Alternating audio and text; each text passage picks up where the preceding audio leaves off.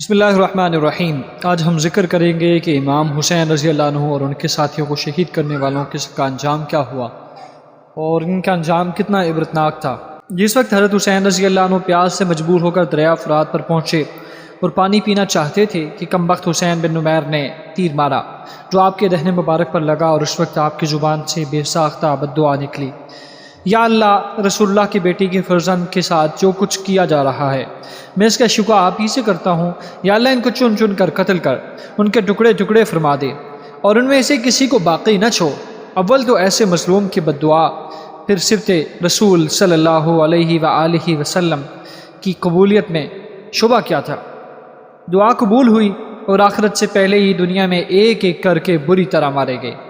امام زہری رحمۃ اللہ علیہ فرماتے ہیں کہ جو لوگ قتل حسین میں شریک تھے ان میں سے ایک بھی نہیں بچا جس کو آخرت سے پہلے دنیا میں سزا نہ ملی ہو۔ کوئی قتل کیا گیا، کسی کا چہرہ سخت سیاہ ہو گیا یا مسخ ہو گیا، یا چند ہی روز میں ملک سلطنت چھن گئی، اور ظاہر ہے یہ ان اعمال کی اصلی سزا نہیں بلکہ اس کا ایک نمونہ ہے جو لوگوں کی عبرت کے لیے دنیا میں دکھا دیا گیا ہے۔ سبت ابن جوزی رحمہ اللہ نے روایت کیا ہے کہ ایک بوڑھا آدمی حضرت حسین رضی اللہ عنہ کے قتل میں شریک تھا، وہ دفعتاً نابینا ہو گیا تو لوگوں نے سبب پوچھا۔ اس نے کہا کہ میں نے رسول اللہ صلی اللہ علیہ وسلم کو خواب میں دیکھا کہ آستین چڑھائے ہوئے ہیں، ہاتھ میں تلوار ہے اور آپ کے سامنے چمڑے کا وہ فرش ہے جس پر کسی کو قتل کیا جاتا ہے، اور اس پر قاتلان حسین میں سے 10 آدمیوں کی لاشیں ذبح کی ہوئی پڑی ہیں۔ اس کے بعد آپ نے مجھے ڈانٹا اور خون حسین کی ایک سلائی میری آنکھوں میں لگا دی۔ میں صبح اٹھا، اندھا تھا۔ اس کے بعد نیز ابن جوزی نے نقل کیا ہے کہ جس شخص نے حضرت حسین رضی اللہ عنہ کے سر مبارک کو اپنے گھوڑے کی گردن میں لٹکایا تھا، اس کے بعد اسے دیکھا گیا کہ اس کا منہ کالا تارکول ہو گیا۔ لوگوں نے پوچھا کہ تم سارے عرب میں خوشرو آدمی تھے، تمہیں کیا ہوا؟ اس نے کہا کہ جس روز سے میں نے سر گھوڑے کی گردن میں لٹکایا، جب ذرا سوتا ہوں 2 آدمی میرے بازو پکڑتے ہیں اور مجھے ایک دہکتی ہوئی آگ پر لے جاتے ہیں اور اس میں ڈال دیتے ہیں جو مجھے جلس دیتی ہے، اور اسی حالت میں چند روز کے بعد مر گیا۔ نیز ابن جوزی نے سدی سے نقل کیا ہے کہ انہوں نے ایک شخص کی دعوت کی، مجلس میں ذکر چلا کہ حسین رضی اللہ عنہ کے قتل میں جو بھی شریک ہوا اس کو دنیا میں جلد سزا مل گئی۔ اس شخص نے کہا کہ بالکل غلط ہے، میں خود ان کے قتل میں شریک تھا، میرا کچھ بھی نہیں بگڑا۔ یہ شخص مجلس سے اٹھ کر گھر گیا، جاتے ہی چراغ کی بتی درست کرتے ہوئے اس کے کپڑوں میں آگ لگ گئی اور وہیں جل بن کر رہ گیا۔ سدی کہتے ہیں کہ میں نے خود اس کو صبح دیکھا تو کوئلہ ہو چکا تھا۔ جس شخص نے حضرت حسین رضی اللہ عنہ کے تیر مارا اور پانی نہیں پینے دیا، اس پر اللہ تعالیٰ نے ایسی پیاس مسلط کر دی کہ کسی طرح پیاس بجھتی نہ تھی۔ پانی کتنا ہی پی جائے پیاس سے تڑپتا رہتا تھا، یہاں تک کہ اس کا پیٹ پھٹ گیا اور وہ مر گیا۔ شہادت حسین کے بعد یزید کو بھی ایک دن چین نصیب نہ ہوا۔ تمام اسلامی ممالک میں خون شہداء کا مطالبہ اور بغاوتیں شروع ہو گئیں۔ اس کی زندگی اس کے بعد 2 سال 8 ماہ، ایک روایت میں 3 سال 8 ماہ سے زائد نہیں رہی۔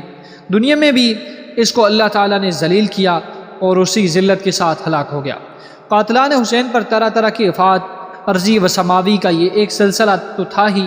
واقع شہادت سے 5 ہی سال بعد 66 ہجری میں مختار نے قاتلان حسین سے قصاص لینے کا ارادہ ظاہر کیا تو عام مسلمان اس کے ساتھ ہو گئے، اور تھوڑے عرصے میں اس کو یہ قوت حاصل ہو گئی کہ کوفہ اور عراق پر اس کا تسلط ہو گیا۔ اس نے اعلان عام کر دیا کہ قاتلان حسین کے سوا سب کو امن دیا جاتا ہے۔ قاتلان حسین کی تفتیش و تلاش پر پوری قوت خرچ کی اور ایک ایک کو گرفتار کر کے قتل کیا۔ ایک روز میں 248 آدمی اس جرم میں قتل کیے گئے، وہ قتل حسین میں شریک تھے۔ اس کے بعد خاص لوگوں کی تلاش اور گرفتاری شروع ہوئی۔ عمر بن حجاج زبیدی پیاس اور گرمی میں بھاگا، پیاس کی وجہ سے بے ہوش ہو کر گر پڑا اور ذبح کر دیا گیا۔ شمر ذل جوشن جو حضرت حسین رضی اللہ عنہ کے بارے میں سب سے زیادہ شقی اور سخت تھا، اس کو قتل کر کے لاش کتوں کے سامنے ڈال دی گئی۔ عبداللہ بن اسید جہنمی، مالک بن بشیری بدی، حمل بن مالک کا محاصرہ کر لیا گیا۔ انہوں نے رحم کی درخواست کی۔ مختار نے کہا کہ ظالمو، تم نے سبت رسول صلی اللہ علیہ وسلم پر رحم نہ کھایا، تم پر کیسے رحم کھایا جائے؟ سب کو قتل کیا گیا۔ اور مالک بن بشیر نے حضرت حسین رضی اللہ عنہ کی ٹوپی اٹھائی تھی، اس کے دونوں ہاتھ دونوں پیر قطع کر کے میدان میں ڈال دیا گیا، تڑپ تڑپ کر مر گیا۔